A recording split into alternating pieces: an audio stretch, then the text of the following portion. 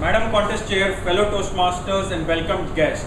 It was the summer of 2003 and I've spent nearly 2 years in my college without having gone on a single date, even though there were 20,000 girls in Penn State.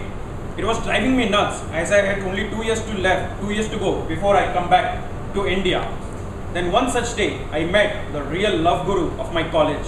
His name is Desi Cesar Perez. He was half Latin and half black, really good dancer and really smooth with the fairer sex.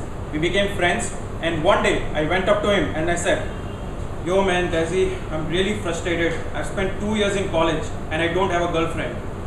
Can you help me out? I want to be like you." "Yeah, you can be like me. Heck, you can be even better than me. But it takes a lot of hard work.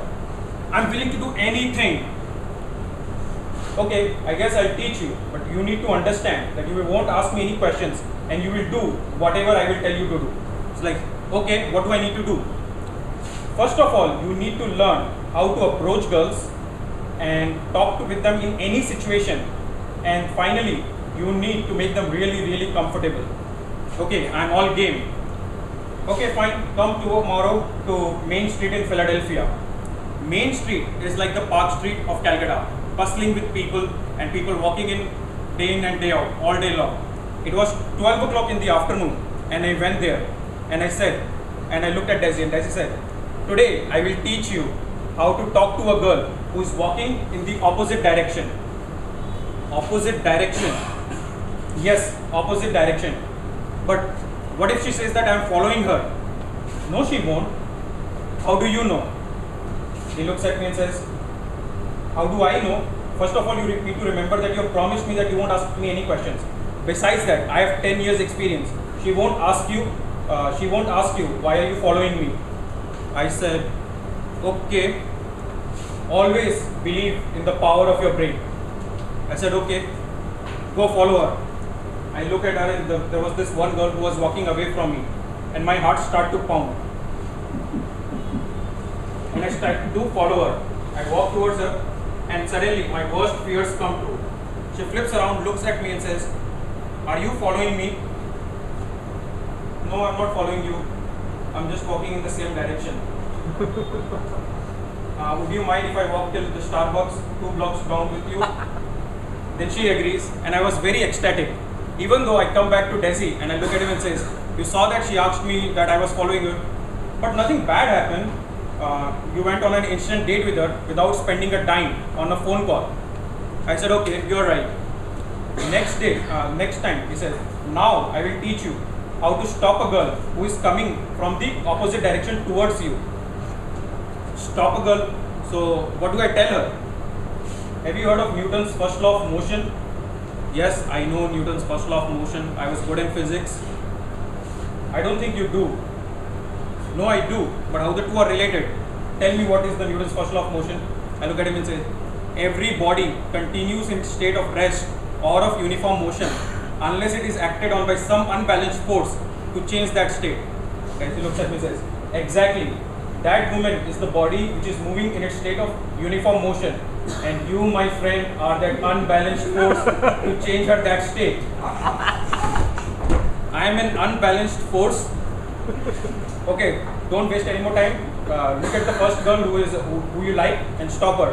And then I suddenly look at a really cute girl walking from the opposite direction with a cup of coffee in her hand. She looked like Jessica Alba. I would rather say that she looked a tad cuter.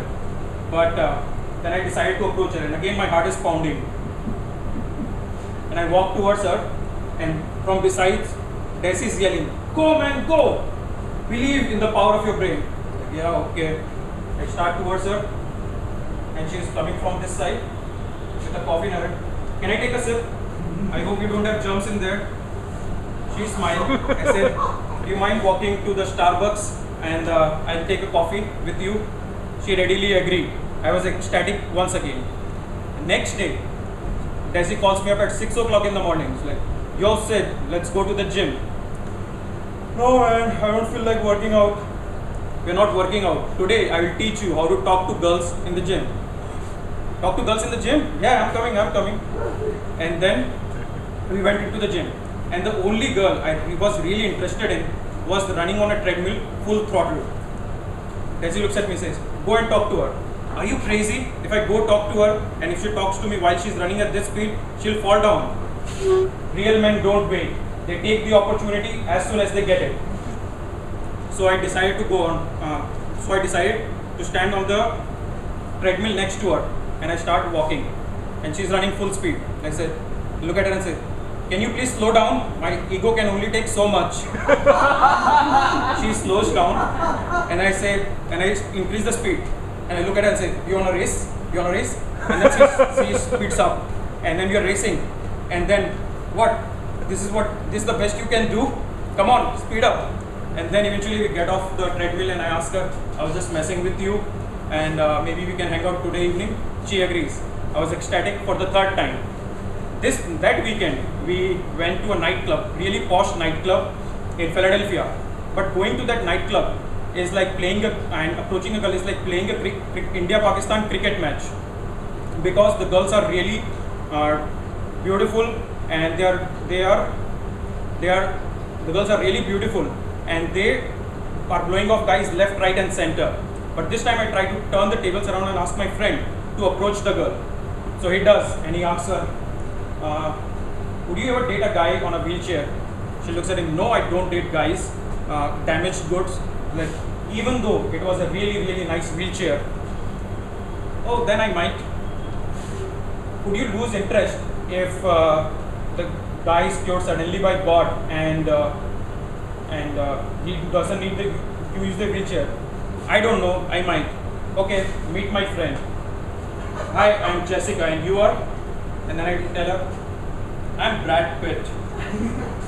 Come on, don't mess with me. You're not Brad Pitt. What's your real name? No, I'm serious. I'm Brad Pitt. It's just that I'm trapped in an ugly man's body. This is how my life continued for the next 2 years. So fellow Toastmasters, whenever you are in trouble, believe in the power of your brain and you will come out successful. Madam Contest here.